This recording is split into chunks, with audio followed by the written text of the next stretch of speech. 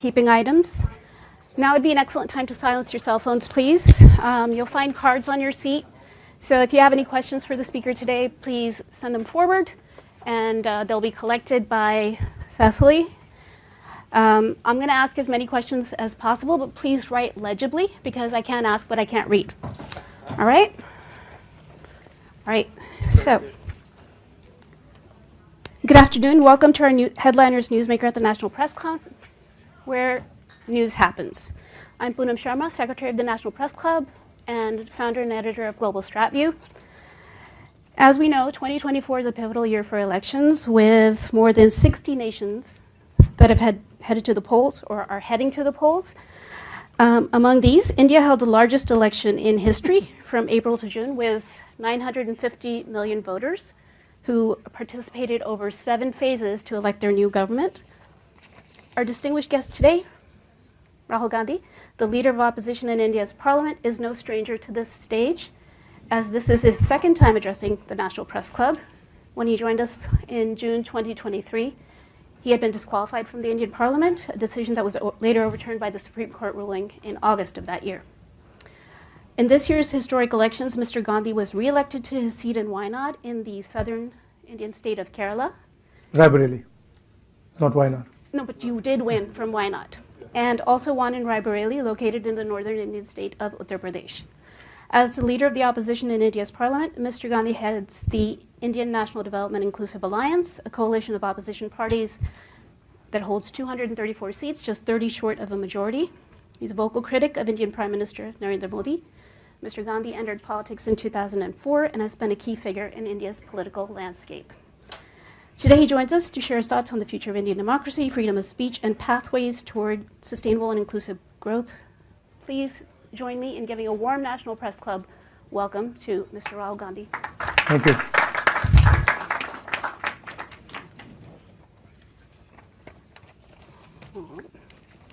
So, Mr. Gandhi, there has been a noticeable shift in public perception of you, from being seen as a reluctant politician, if I may, to someone who can confidently handle political debates and navigate complex political issues.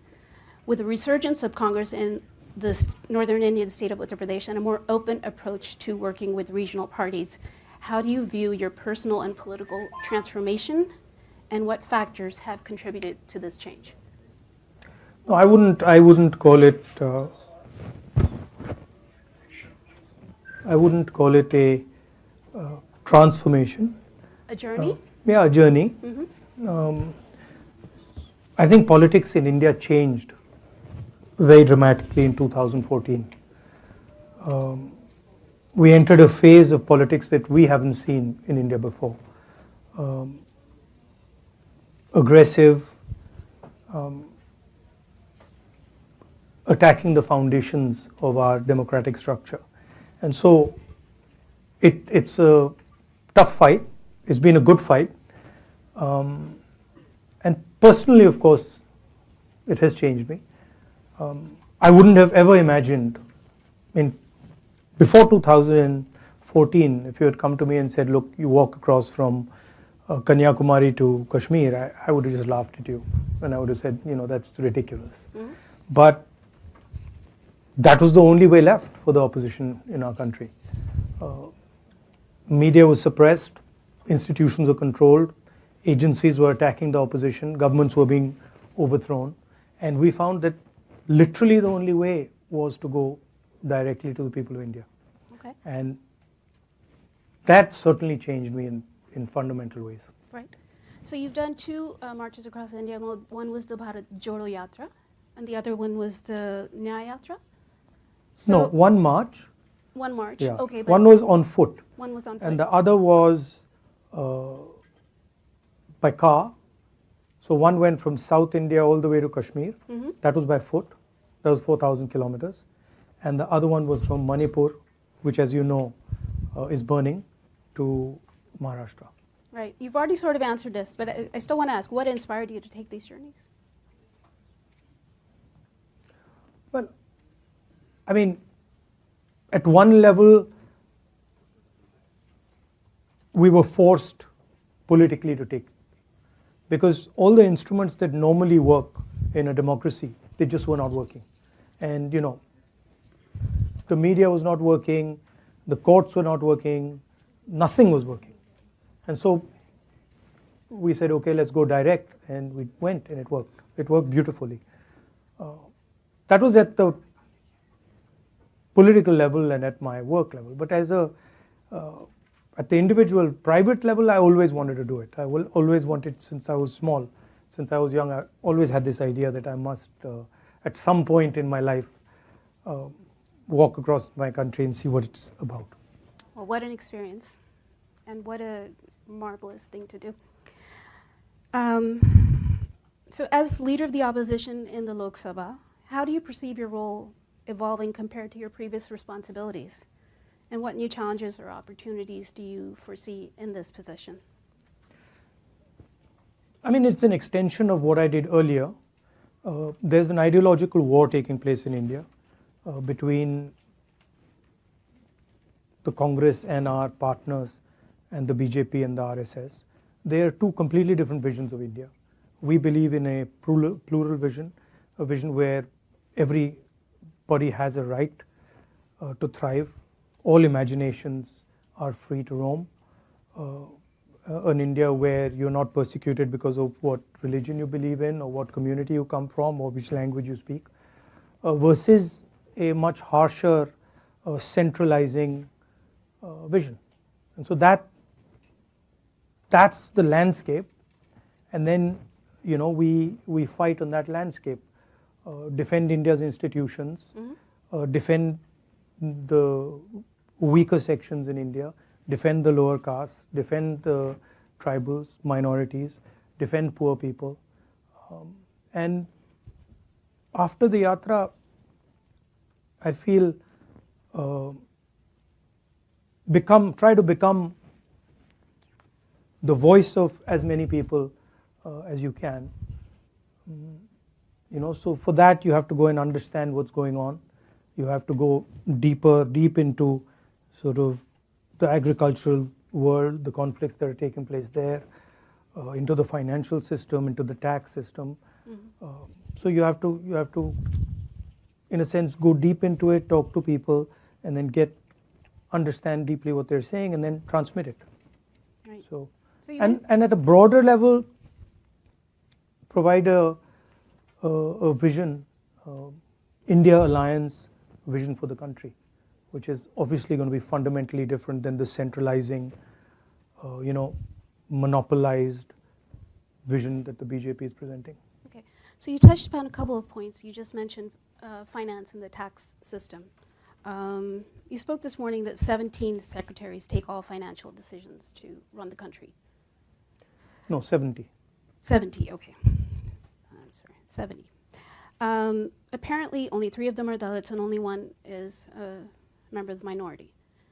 Now, all of them are. Well, you've got the numbers wrong, but okay. But this is from the audience. Let's put it that 90% of India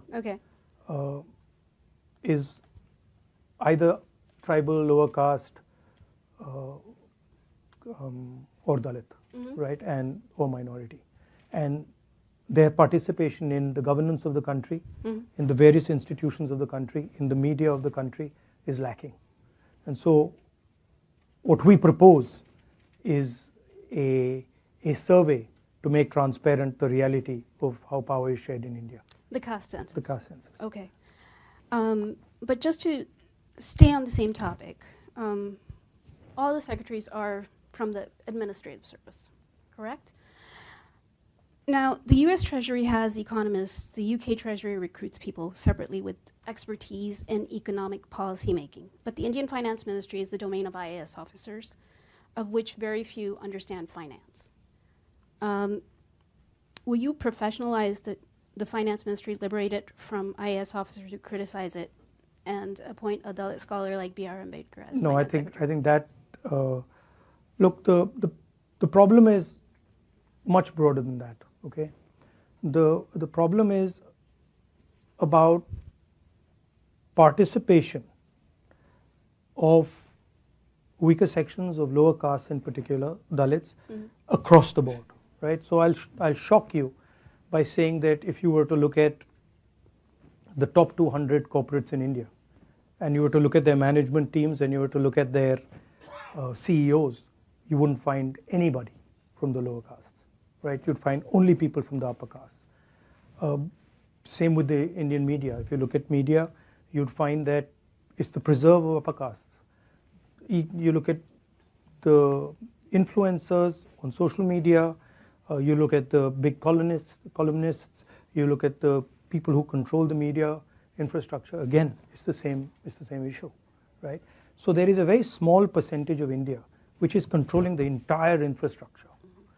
What you're proposing doesn't actually solve that problem. No, not proposing, I'm just asking. Yeah, what you're asking doesn't actually solve that problem. That problem is a much broader problem, and it's the first step in understanding that problem is actually in understanding what the reality is. So what is the participation of lower castes, of tribals, of Dalits in, for example, the corporate world? What is the participation in the media? What is the participation in our bureaucracy? The point I made about the secretaries is that if you look at the Indian government, 70 secretaries basically determine the direction of it, right? And I made this point again and again in the election that 90% of India doesn't have representation among those people. Okay, right? just as a follow-up, a lot of government posts are lying vacant, and many government agencies are actually hiring people through contract and not as direct hires. Exactly. So then how can you ensure? Well, we propose to change that. You propose to change So that? in our manifesto, we're very clear that this idea of contractual labor, we don't accept it. We're going to change it. Right, and many agencies are doing that to also reduce their overhead because of government expenditure. Yes, but that's true. Some of that is happening, but a huge part of it is happening to basically exclude people from lower castes. Because when you look at who are the contractors, they're not lower caste people, right? So the question for me and for the India Alliance is India fair? And we've been now independent for many years. How far have we got? We have a constitution that says India needs to be a fair country. One man, one vote, equal participation for all castes. As an idea, caste is outlawed. And then when you look at the structure, the idea is very much there. So the first thing we want to understand is what is the extent to this? And that's literally getting data. It's the 21st century. Everybody talks about data. We want data on fairness in India. All right. And once we get data on fairness in India, then we can make policy proposals to correct it. Right. Okay, so India's biggest problem is also unemployment. Yeah. Right? So what is your vision, and especially what is your government doing, say in Karnataka, to create large-scale employment opportunities? So I've been saying here in the United States that the West, America, Europe, and India, the West used to be the producer of the world. If you wanted to buy a car in the 60s, you bought an American car. You wanted to buy a washing machine, you wanted to buy a refrigerator, you bought an American refrigerator, you bought an American washing machine, American television. You guys were at the forefront of that, right? And then somewhere along the line, America decided, India decided, and the West decided that we're just going to stop. And we handed the whole thing to the Chinese. Now, for a country like India, to simply say that, look, we are going to ignore manufacturing and we're only going to run a services economy means you can't give employment to your people, right? So one of the things I'm interested in is thinking about the act of production, also called manufacturing. Today, if you look at what most American companies do, look at what most Indian companies, most European countries do, they organize consumption. Uber organizes consumption. Organizing consumption is easy. Organizing production is a completely different ballgame, much more complicated. You have to deal with things when you organize production that you simply don't have to deal with when you organize consumption.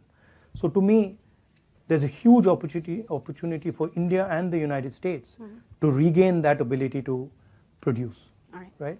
And we don't want to do it like the Chinese are doing it. We don't want to do it in an environment which is non-democratic, which is not liberal. So the real question for the 21st century, the Chinese have placed a production vision on the table. It's a non-democratic production vision. Can the United States and India answer that by placing a vision for production in a democratic, free society? Okay. And I think that's where a lot of answers lie. All right. Now, to complete, we have a government in Karnataka, we have a government in Telangana, and what we are doing is there are multiple different areas. Each area in India has its own speciality of production, right? If you go to pretty much any district, Bellary in Karnataka has a very deep textile industry which has been destroyed.